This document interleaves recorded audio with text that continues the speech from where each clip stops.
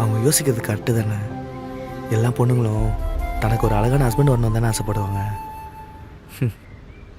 என்ன மாதிரி ஒருத்தனை புருஷன்னு சொன்னா யார் தாண்டா ஏற்றுப்பா? மச்சான் நான் ஒன்று சொல்லட்டா, அவங்களுக்கு என்ன தலையெழுத்தாடா அவங்களுக்கு பிடிக்காம என் கூட வாழணும்னு?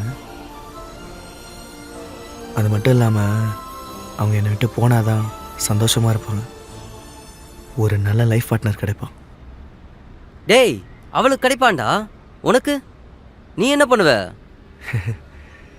எனக்கு தான் நீங்கள் இருக்கீங்களே மச்சான்.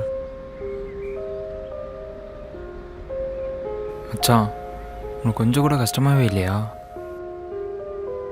15 ரிஜெக்ஷன் வரும்போது எனக்கு கல்யாணம் மேலே இருக்க நம்பிக்கையே போயிடுச்சு. எங்கள் அம்மா தான் பிடிவாதமாக இந்த கல்யாணத்தை பண்ணி வச்சாங்க. என்ன மற்றவங்களாம் கல்யாணத்துக்கு முன்னாடி ரிஜெக்ட் பண்ணிட்டாங்க, இவங்க கல்யாணத்துக்கு அப்புறம் சொல்கிறேன்.